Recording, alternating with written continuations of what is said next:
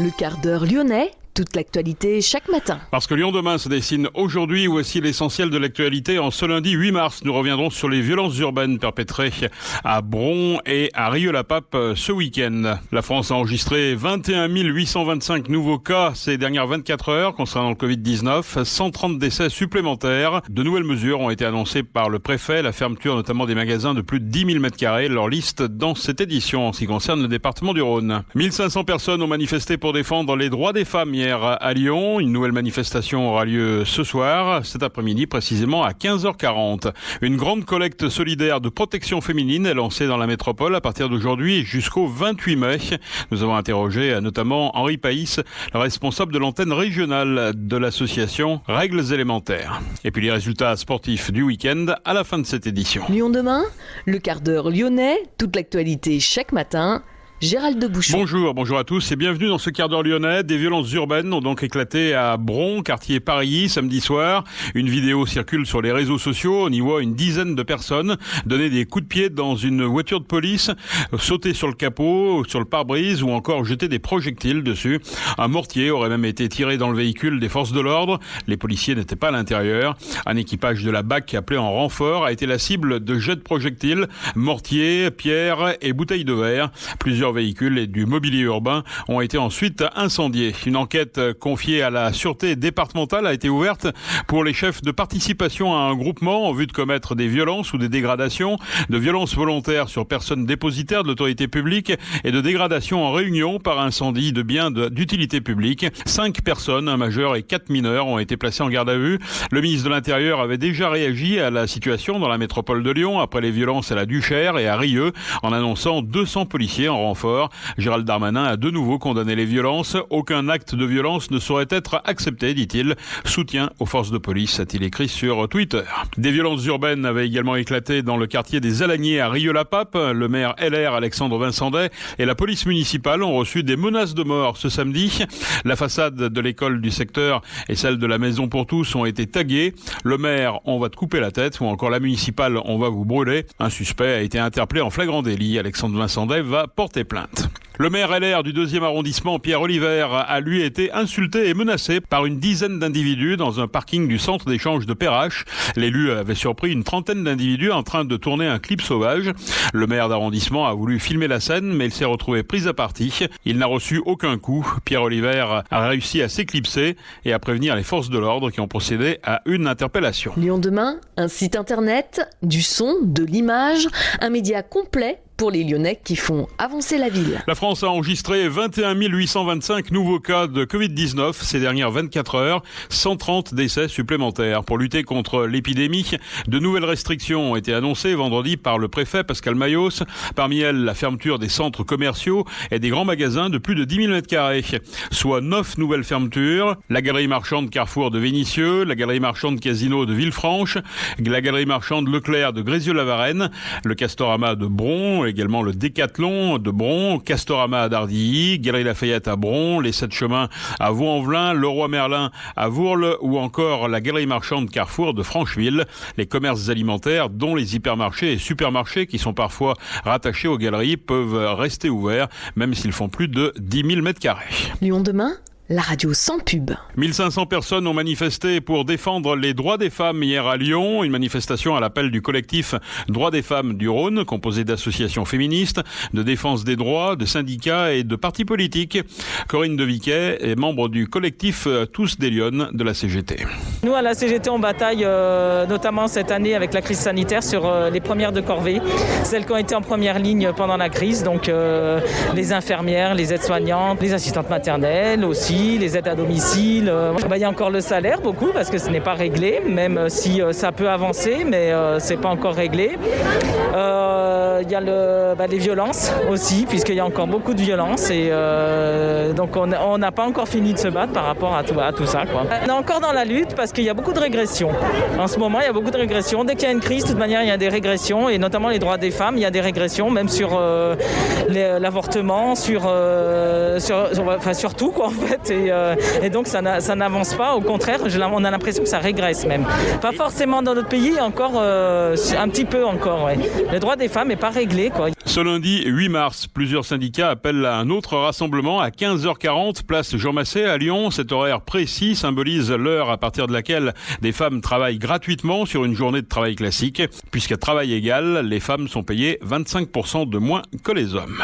Une grande collecte solidaire de protection féminine est lancée dans la métropole du 8 mars, journée internationale du droit des femmes, au 28 mai, journée mondiale de l'hygiène menstruelle. Objectif, apporter des réponses très concrètes aux femmes qui n'ont pas les moyens ou l'accès aux protections périodiques. 2 millions de femmes subissent la précarité menstruelle en France, une étudiante sur 3. Michel Picard, vice-présidente du Grand Lyon, chargée de l'égalité homme-femme.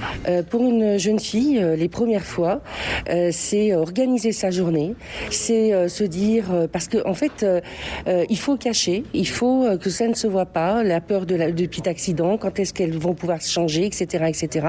Ça ne veut pas dire être impudique, ça ne veut pas dire, mais reconnaître cette différence physiologique, c'est aussi reconnaître la femme dans sa globalité. Elle ne doit pas en avoir honte. Et quand vous discutez avec toutes les femmes, à un moment donné, leur première règle, ça a été un moment quelque chose vécu comme secret, comme un moment de honte. Et je pense qu'il faut libérer ce sujet-là, que ça ne devienne plus quelque chose de l'ordre de la culpabilité pour les jeunes filles.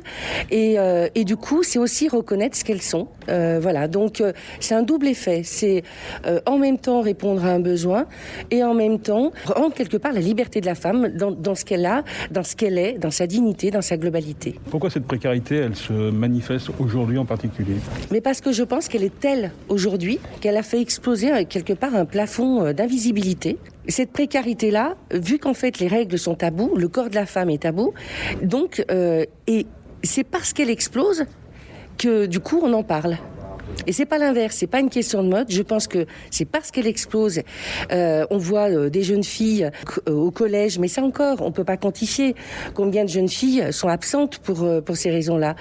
Combien de femmes s'excluent socialement pendant 5 jours par mois. Par mois, 5 jours, c'est énorme dans la vie d'une femme. C'est pas normal. Il faut pouvoir en discuter librement. Et c'est pour ça, je pense, que c'est un tel besoin que ça a fait exploser quelque part le tabou. Et tant mieux, et on va pouvoir enfin en parler librement. Et là encore, on peut là, j'ai envie de dire que c'est un premier pas, mais on pourra avoir aussi des actions, ce que peut faire Règles élémentaires dans les collèges, etc.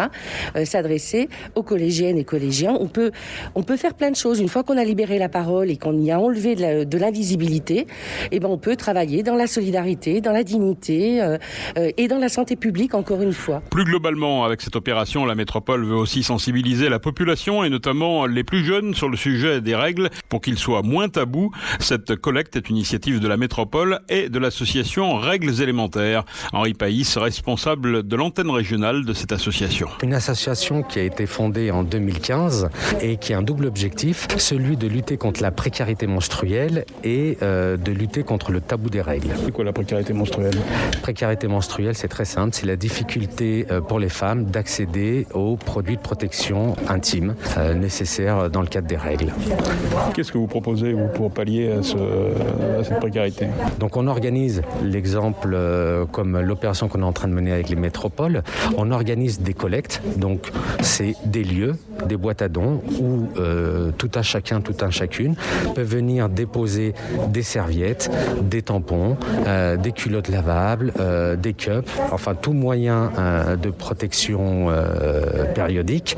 Donc on récupère l'ensemble de ces dons-là et derrière on remet à disposition ces dons auprès d'associations qui, elles, sont en contact direct avec le public, avec les femmes en situation de précarité.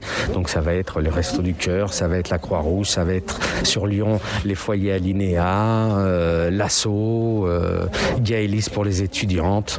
Vous ambitionnez de les mettre où ces boîtes exactement ? Où c'est qu'on va pour les trouver ? Ces boîtes-là vont être dans les maisons de la métropole, et dans certaines mairies, et notamment les mairies d'arrondissement de la ville de Lyon, pour pour une vue exhaustive sur notre site internet règlesélémentaires au pluriel toutattaché.com. Vous avez une section carte interactive où vous allez voir tous les lieux de collecte, les adresses précises, les heures d'ouverture. À l'inverse, n'importe qui peut organiser ce type de collecte? C'est effectivement une des volontés que l'on a, c'est de permettre à tout le monde d'organiser sa propre collecte dans son entreprise, dans son association, dans sa boutique préférée. Donc là, c'est simple. Vous allez également sur notre site internet. Vous créez la collecte, j'ai envie de dire, sur le site internet. On vous met à disposition l'ensemble des documents qui sont nécessaires, des affiches, des flyers expliquant la démarche. On se met en contact avec vous pour venir récupérer les dons. Mais c'est une action que tout le monde peut faire. Pourquoi cette précarité, elle se manifeste aujourd'hui en 2021?